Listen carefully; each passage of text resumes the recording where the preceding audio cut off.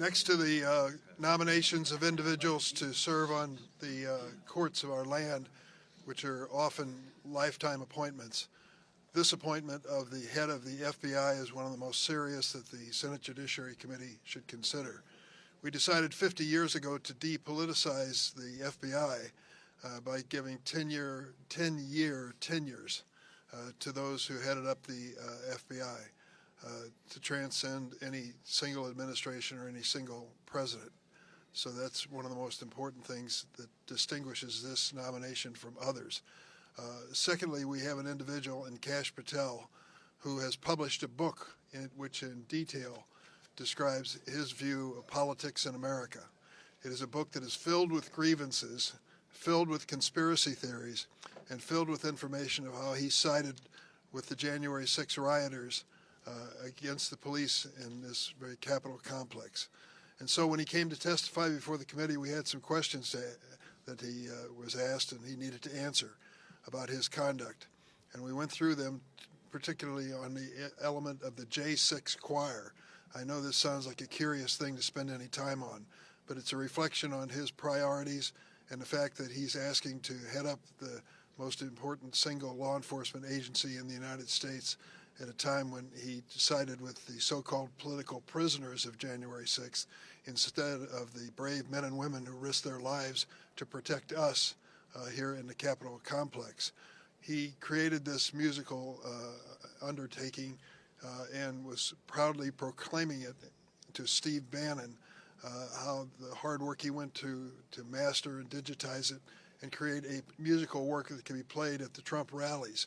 When we asked him about him in the committee, he couldn't remember any part of it, didn't know who the singers were, wasn't sure what I was talking about. That kind of evasion betrays the fact that he sided with the prisoners when he should have sided with the police. And that, I think, is something that's going to haunt him as he pursues this position with the FBI.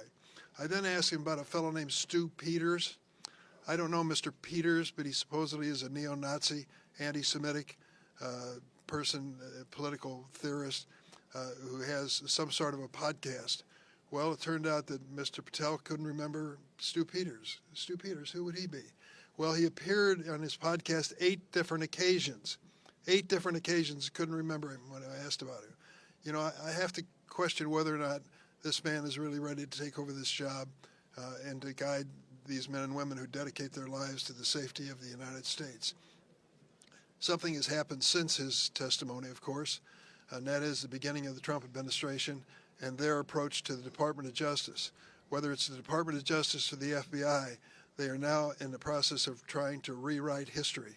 They want January 6th to turn out to be a much different event, a whitewashed event in history, as opposed to the terrible embarrassment and disgrace that it was that day.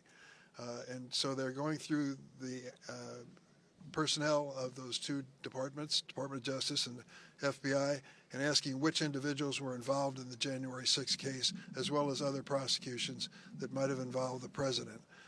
Sadly, we think this is a portent of what's to come, where these people will be punished or even dismissed because of their involvement. That is an outrage, that these men and women who work for the Department of Justice being asked to be part of one of the largest criminal prosecutions in our history now would lose their jobs over it or somehow be stigmatized is just plain wrong. But it's an indication of what has happened with this Trump administration kicking off their idea of justice.